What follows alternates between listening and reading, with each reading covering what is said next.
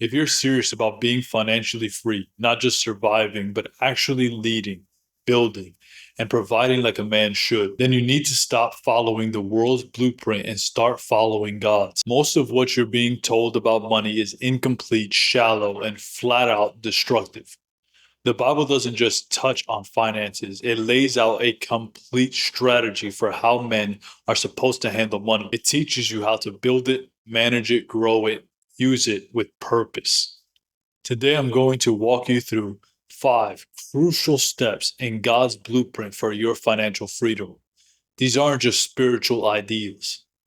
They are practical, powerful, and proven. And if you're done living like you're always one step behind, then I want to invite you to join my private coaching program. Inside, we help men just like you become financially strong, disciplined, and strategic, not just for your own success, but to build a legacy worth passing down. Click the first link in the description to join. Let's get into the blueprint. 1. Obedience comes before opportunity. Most men want financial opportunity. They pray for open doors, higher pay, or surprise blessings. But here's the truth. God doesn't reward chaos. He rewards obedience. In other words, financial breakthrough doesn't start with hustle. It starts with alignment. Are you managing what you already have? Are you being honest in your work?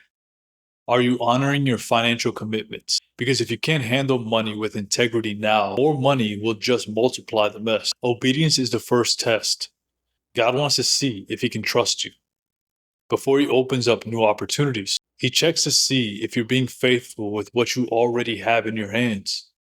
That means being on time, being consistent, cutting out wasteful spending, walking away from dishonest shortcuts. Financial freedom isn't about luck, it's about order. You have to stop chasing the next big thing and start fixing the small things that are in your control right now. If your money life is in disorder, go back to the basics. Make a budget, track your spending, tell the truth, pay your debts, show up with excellence, do what's right, even when no one is watching. God's blueprint starts with obedience.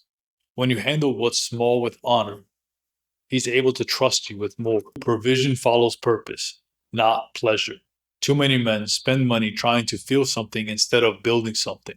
They chase pleasure, comfort, entertainment, impulse spending. But that's not where God sends provision. He sends it where there's purpose. Whoever loves wine and oil will never be rich. It's not saying you can't enjoy your life. It's saying if your financial decisions are built around comfort, not calling, you'll stay broke. God funds purpose. That means your income, your job, your opportunities. They're tied to how serious you are about living with a mission. When you work with excellence, give with direction, and spend with discipline, you become the kind of man God can trust to multiply, and he gives you that. But when you chase instant gratification, you sabotage your growth. You delay your progress. You spend money that should be invested. You waste time that should be focused. So here's the check. Are your financial habits moving you closer to purpose or further from comfort? Are you sacrificing your future to feel good right now? Or are you making temporary sacrifices to build long-term freedom? The man who understands this secret shifts his strategy. He stops wasting. He starts investing. He creates systems. He chooses long-term impact over short-term escape. God's provision isn't random. It shows up in places where discipline lives. That's where freedom is found. Master the spirit of tithing. It's about trust. Let's talk about tithing, not from guilt, not from some religious routine, but from what it really is, a test of trust. Test me in this and see if I will not throw open the floodgates of heaven. Here's the deal. God doesn't need your money, but he wants your heart. And the tithe is the clearest test of where your trust lies. When you give the first 10% of your income back to God, you're making a statement. You're saying, God, I trust you more than I trust this paycheck. It's not about the amount. It's about the discipline. It's about reminding yourself that you're not the ultimate source. God is. And let me be clear. Tithing isn't a magic trick. It doesn't mean you'll win the lottery next week. What it does mean is that you're putting your money in order. You're structuring your life around God's system instead of your own fear of control. This principle is why inside my private coaching program, we go deeper than just strategy. We talk about trust, discipline, and spiritual alignment. Because if you're going to build wealth that lasts, you've got to build it on the right foundation. If you're holding back your giving, ask yourself, what's that really about? Fear, scarcity, pride? When you pass this test, you unlock the next level. Tithing isn't loss, it's alignment. And alignment always leads to abundance. Multiplication requires management. Luke 16:10 and 11 gives us a tough truth. Whoever is faithful with little will be faithful with much. Obviously, I'm paraphrasing there. You could just go back and read that yourself.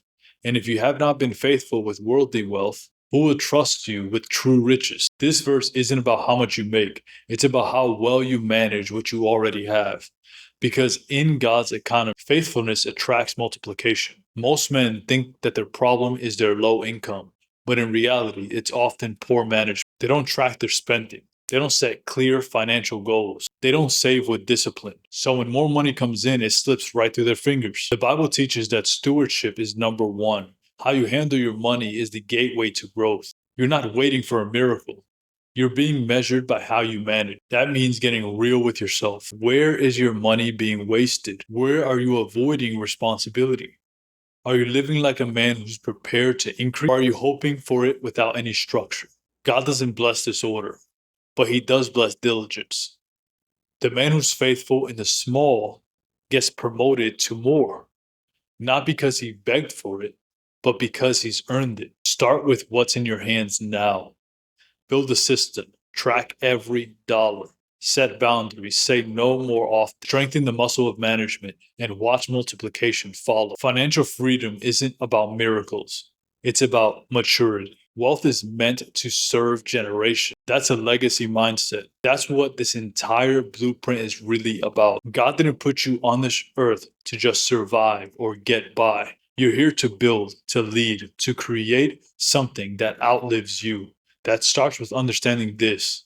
Wealth isn't just for you. It's a tool to serve others, especially your family and the generations coming after you. When you think this way, everything changes. You stop making short-sighted choices. You stop spending like a child. You start thinking like a king. You budget so your kids don't have to struggle the same way that you did. You invest so they have options. You live with discipline, so your last name means something more than just debt and stress. God's financial blueprint is generational. He blesses men who think beyond themselves. When you show him you're willing to build for others, he trusts you with more. This is legacy work, and legacy requires strength, wisdom, and vision. You don't stumble into it, you lead into it. The men who leave nothing behind are forgotten, but the men who build with purpose are remembered and respected.